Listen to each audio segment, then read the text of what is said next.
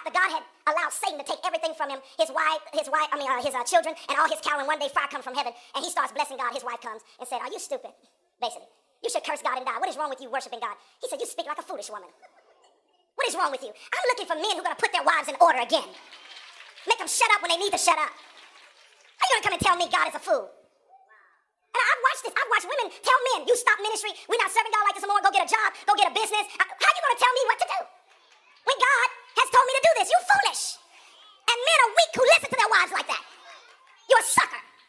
That's right, I called you a sucker.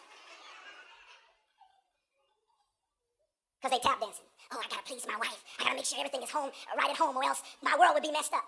You're supposed to be the world.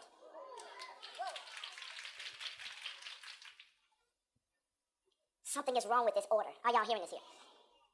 And I'm dealing with America. I'm speaking to this nation now. And what I'm about to say, everybody know my heart, that I'm multicultural, but I deal with many nations, and I deal with many different cultural groups.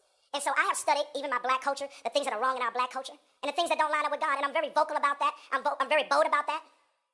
That, if you continue to be like that, you're out of the will of God. It has nothing to do with a black thing or a white thing. It has to do, is God like that? No, he ain't like that. So just because I'm black don't mean I'm agree with you because you're black. This is kingdom culture, not black culture. Come on, y'all ain't talking to me. And so one thing I'm very bold at doing, and this is why nations are drawn, because I just tell the flat-footed truth. I speak to Asians about what's wrong in their culture and what's beautiful first, what's beautiful and what's strong, and then what's wrong. I talk to blacks about the same thing, and I talk to Caucasians. And the reason why I'm speaking now to Caucasian America is because I love you. I speak this to my sons and daughters all over the world. I know the beauty of the Caucasian culture. I've seen the beauty that they built for the world. Liberating nations from tyranny. Causing freedom to take place. I understand the beauty in the Caucasian culture and the things they are very beautiful about. And I'm very vocal about that.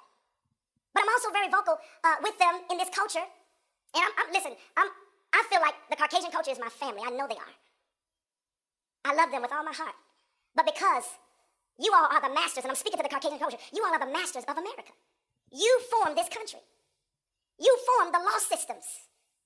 You formed out of your own culture these structures in America. So one of the things you got to understand is that by you forming them from your cultures, some of the things that go on in our culture in America is inflections from your culture. It's not necessarily right from Jesus. It's from your culture. Am I making sense? And one of those inflections I have seen that is wrong in the Caucasian culture is that I noticed that there's an insecurity with our Caucasian men. Yeah, an insecurity in some of the Caucasian men about certain things.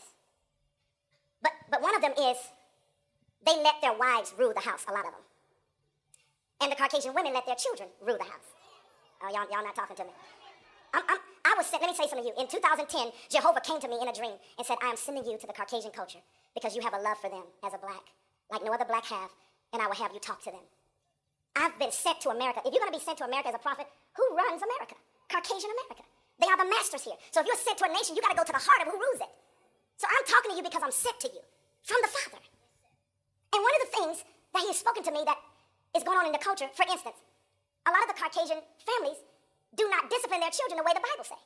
That's why in these schools, years ago, corporal punishment was in. When I was a boy, the principal had a wooden pallet. Do y'all remember those days? Pastor Chris, you remember those days? I remember the days when I was young, you did something wrong, they put that board on you. They had a paddle. How many remember that? Oh, you got to be about 46 or 50 to remember that. Because years afterwards, they passed a law that this corporal punishment isn't right. First, they take God out of schools. Number two, they stop disciplining their children. Now, the Bible says, beat thy child while there's hope. Uh-oh.